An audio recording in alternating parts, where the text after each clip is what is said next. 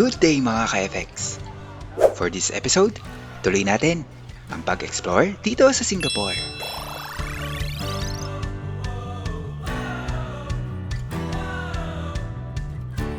This is FX Adventures and welcome to my vlog. But first, mag-subscribe ka muna. Adventures await us. Let's go!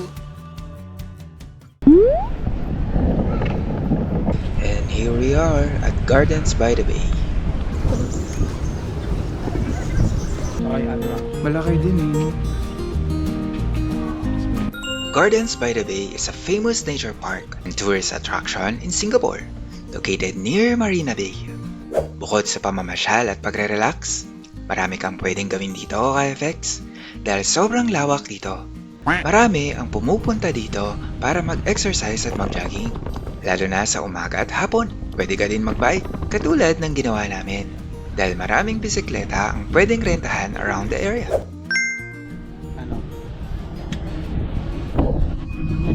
The outdoor garden areas are free to enter, while some attractions inside, like the Cloud Forest and Flower Dome, require tickets.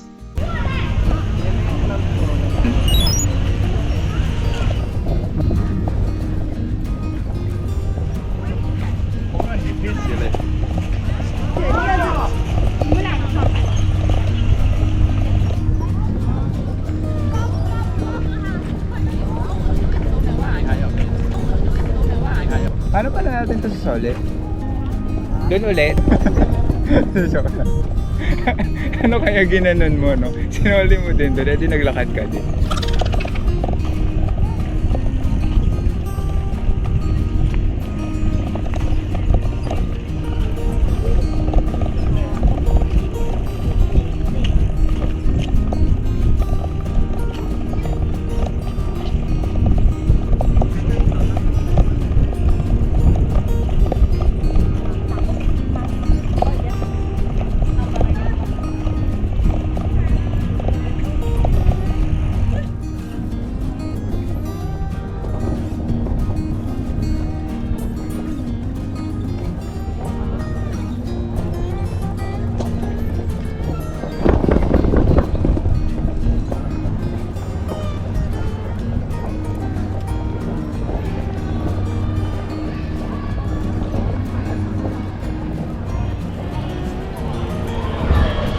Dito na.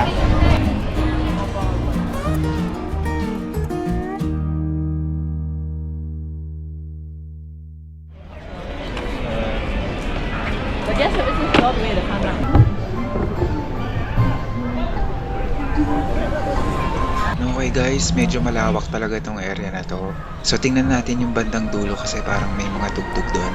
Check natin doon. Let's go.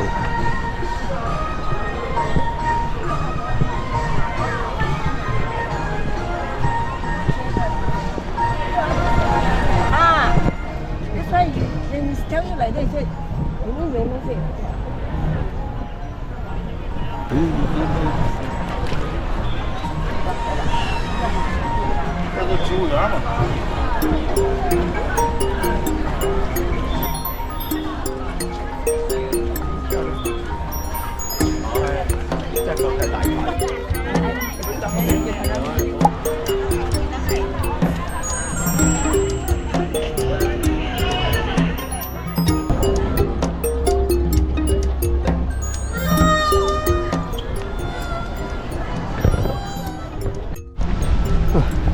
Nandito tayo sa Gardens by the Bay. Kami pa lang ni Kuya yung nandito. So while waiting kila Mama and kila Ate, ikot-ikot muna tayo dito. So, tingnan natin kung anong mga makikita pa natin. One thing I like sa Singapore, very clean yung kanilang city. Nakaka-impress yung kanilang transportation na masasabi mong well-planned and well executed at the same time. Makikita mo yung train nila, yung buses nila, may designated area talaga yung mga stop, systematic and organized yung pagkaka-plot ng transportation nila. Oh, ganda nito guys.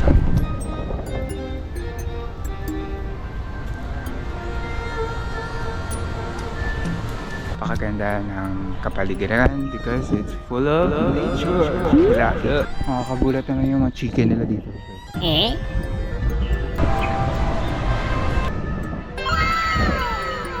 Okay guys, look. Ang ganda talaga nito. Super trees nila. Gets ko na to kung bakit world class attraction to. Iba to eh. Iba dito, parang nasa future ka. To think ilang years na to ha. Oo nga pala guys, itong nasa harapan natin, yan, ito.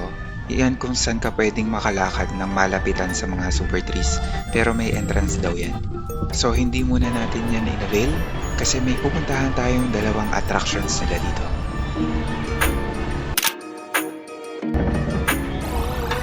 Alam mo ba? Super Tree Grove sa Gardens by the Bay ay hindi lang basta tourist attraction. Ginawa ito para makatulong sa nature at sustainability. Tinawag silang super trees dahil mukha silang higanting puno na may taas na 25 to 50 meters. Pero hindi lang sila palamuti kay FX dahil isa rin silang artificial vertical gardens na tumutulong sa cooling at environment control. May built-in system din ang mga ito para mangolekta ng rainwater na ginagamit sa pagdidilig ng mga halaman sa paligid. Bukod dito, may solar panels din sa tuktok ng super trees na nag-iipon ng solar energy. Ito naman ang kanilang ginagamit tuwing gabi para sa sikat na light and music show na tinatawag na Garden Rhapsody. Official na binuksan ang Gardens by the Bay noong 2012 at hanggang ngayon, ang Super Tree Grove ay isa sa pinaka-popular na bahagi nito na kinilala sa buong mundo.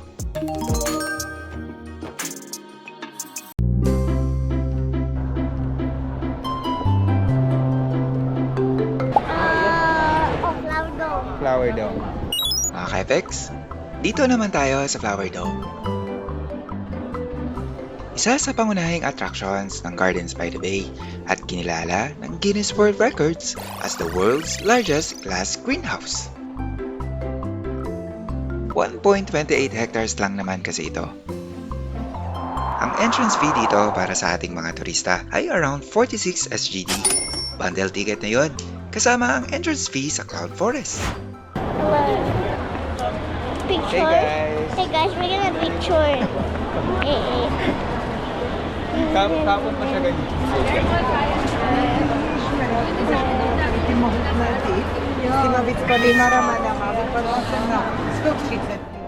See, what are we going to see here? We're gonna see We're gonna see plants. plants or flowers and toilet. We're gonna see a toilet. What? We're gonna see a toilet. We're gonna see a toilet. Yeah, because I'm going in the toilet. There's a toilet here.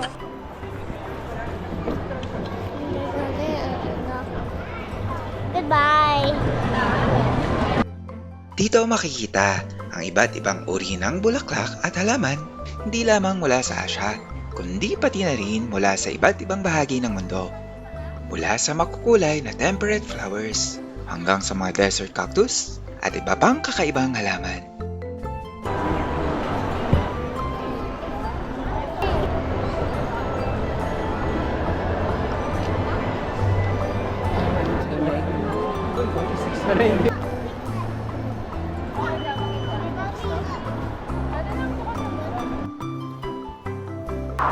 Sure na magiging komportable ang pag-iikot mo dito kay FX dahil fully air-conditioned ang buong conservatory.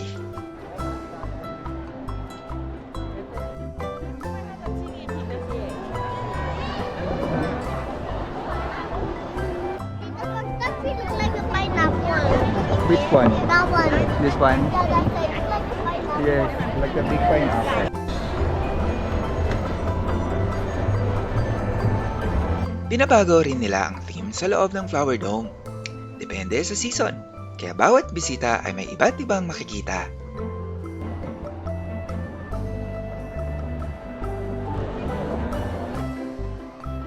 Para sa visit namin, ang theme, Spring Blossoms, The Legend of Lady Whitesnake.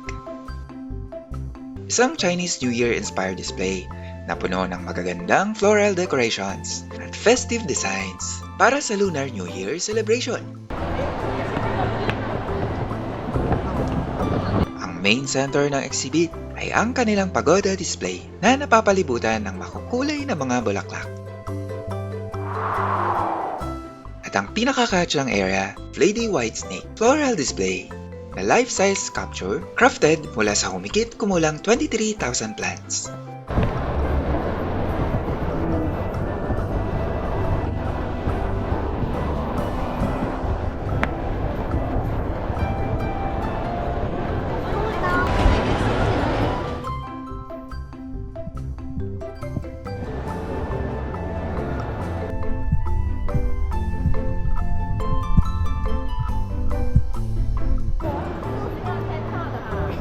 Ganda dito.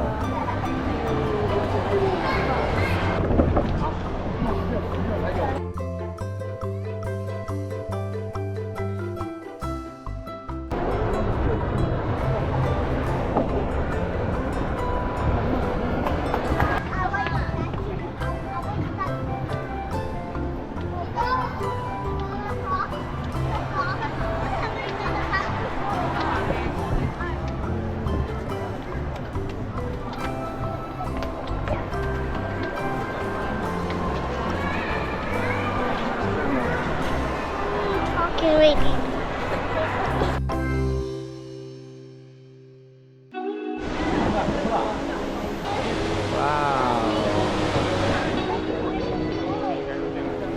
Mula sa makukulay na spring blossoms, lipat naman tayo sa Mysterious Rainforest Adventure.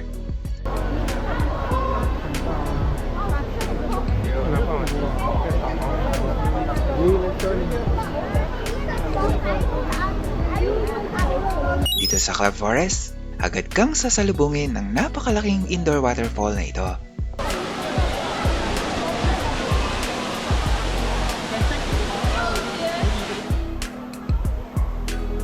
Bukod sa pagiging isa sa mga tallest indoor waterfalls sa mundo na may taas na 35 meters, nakakatulong din ito para mapanatili ang malamig at humid na environment sa loob. At tataas tayo doon? Tataas tayo doon? Ayun. Ang buong conservatory na ito ay inspired ng mga tropical mountain forest na karaniwang matatagpuan sa mataas na lugar kung saan madalas nababalot ng ulap at hamog ang paligid. Kaya naman habang naglalakad ka rito ka FX, para kang nasa gitna ng mataas na kagubatan. Makikita rin dito ang libo-libong uri ng halaman mula sa iba't ibang bahagi ng mundo. Kabilang ang mga orchids, ferns, pitcher plants, at iba pang mga halaman na karaniwang tumutubo sa malamig at mataas na kabundukan. Marami sa mga ito ay bihira nang makita sa kanilang natural habitat. Kaya espesyal ang pagkakataong ito na makita sila ng malapitan. YZ, are you afraid of heights? No. No, Daddy's afraid of heights. Let's see your reaction.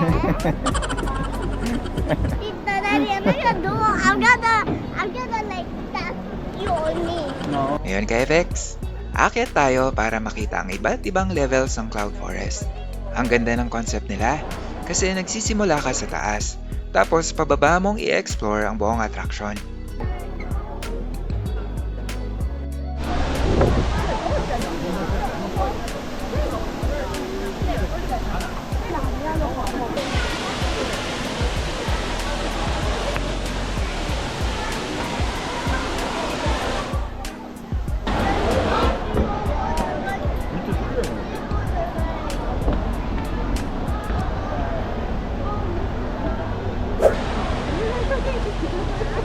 Pero ingat lang sa may mga fear of heights dyan ha, katulad ng kasama ko. Medyo may kataasan din talaga yung kanilang elevated walkway. Pero don't worry, super safe naman yung walkway at well-designed. And honestly, worth it yung view ha. Kaya kung medyo lulain ka at gusto mo i-challenge ang sarili mo, highly recommended pa rin na mag-sightseeing ka dito. Tita Pop.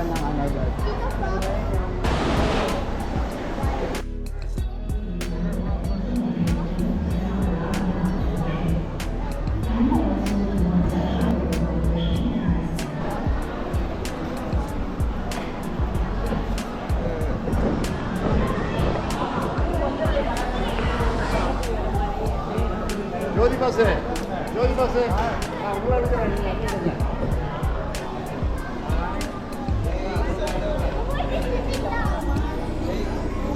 Susunod ba talaga? Sa ano ko? Oo.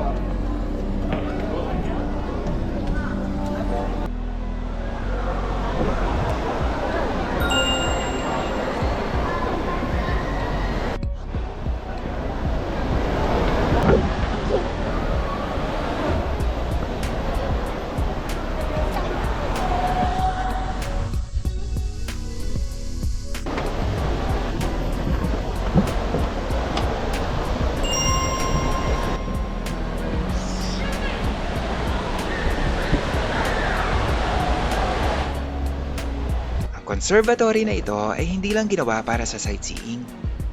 Layunin din ito na ipakita sa atin ang kahalagahan ng cloud forest sa ating ecosystem at kung paano naaapektuhan ng climate change ang mga sensitibong habitat na ito. See, look. The frog. Lion. Lion. Where? Yeah, right there. Did the frog just the water go my head?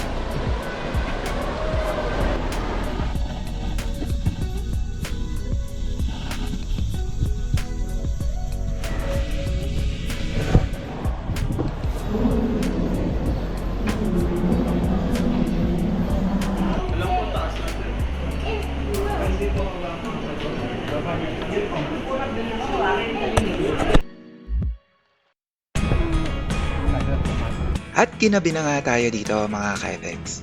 Pero ang Gardens by the Bay, nagsisimula pa lang magliwanag. Habang umiilaw ang paligid, mas lalo mong makikita kung bakit isa ito sa mga pinakasikat at pinakabinibisitang lugar sa Singapore. Sa pamamagitan ng kanilang world-class attractions na ipapakita rito kung paano maaaring magsama ang urban development at pangangalaga sa kapaligiran.